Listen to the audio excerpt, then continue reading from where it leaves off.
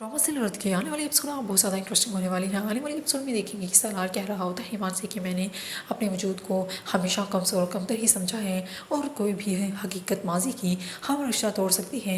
ईमान भी रो रही होती है सलार की बात सुनने के बाद। वो बाद में ईमान सलार से कहती है कि तुम्हारी माजी की हकीकत जानने का पूरा हक है मुझे, और सलार भी फिर ईमान से कुछ नहीं कहता।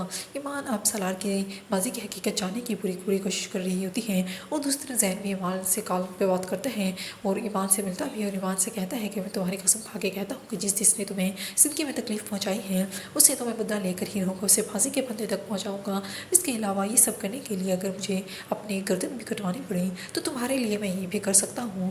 और ईमान भी बहुत हैरान होते हैं ये बात सुनने के बाद। और दूसरी तरफ जमील अब घर आता है, दरवाज़ा बंद करने लगते हैं और लेकिन ज़बरदस्ती अंदर आ जाता है और कहता है कि मेरा रिश्ता भी तुम लोगों से ख़त्म नहीं हुआ। सवेरा कहती है कि रिश्ता तो उस रोज़ ही ख़त्म हो चुका था जब मैं घर छोड़कर यहाँ आ गई थी, लेकिन वो अपनी बेटियों पर हक जताने लगता है। सफ़ीरा को गुस्सा आ जाता है, इसी वजह से वो उसे ज़ोरदार थप्पड़ मारती है और दूसरी फीमेल भी उस वाक़े की इन्वेस्टिगेशन करती है जब सलार की माँ आग लगने की वजह से जान से चली गई थी।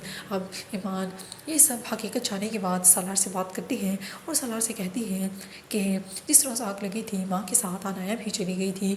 सलार ये बात सुनने के बाद गुस्सा होने लगता है। ईमान से कहता है कि अगर तुमने नहीं जाना और अगर तुमने नहीं मिलना तो तुम ना मिलो, लेकिन इस तरह उसके वजूद को डराया ना करो। इस तरह वो ईमान को चुप करवाने की पूरी पूरी कोशिश करता है।